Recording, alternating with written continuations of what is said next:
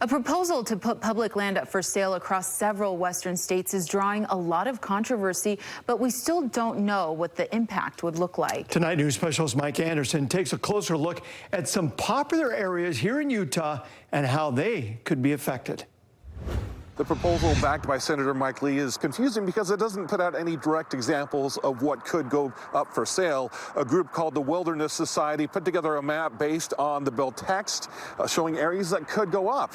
But we wanted to show, using that data, how that could affect some trails that people enjoy every day.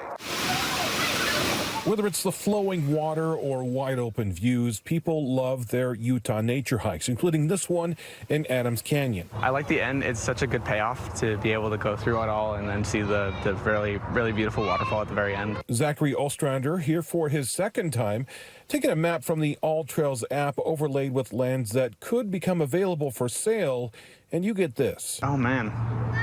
That's like right down the middle of it. According to changes in the Senate's budget bill, cabinet members would be directed to put sales toward a mix of housing, timber sales, and geothermal access. Part of that would go toward the current housing crisis and a requirement for both the Forest Service and the BLM each to increase timber sales by 250 million board feet every year through 2034.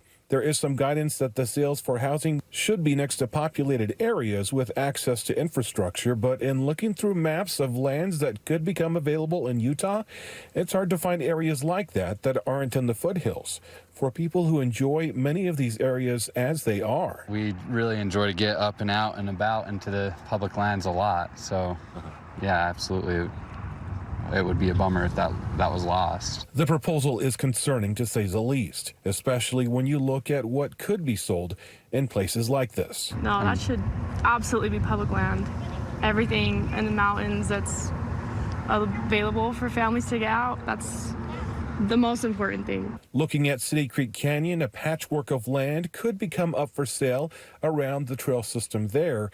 And in Logan Canyon, Forest Service lands make up a major portion of the areas surrounding Highway 89, where many frequently used trails are found. It kind of scares me just because it's such a big thing that could happen, and it almost is like a breach of my trust.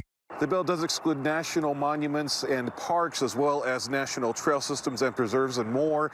But that list does not cover the trails mentioned today, as well as many others. Lee said that hunters, anglers, and sportsmen will not lose access to the lands they love. So it appears that the trust here will have to come with state leaders in hopes that they make the right choices. And what's been frustrating to many outdoor groups and advocacy groups is that it is not explicitly spelled out in the bill. Mike Anderson, KSL 5 News.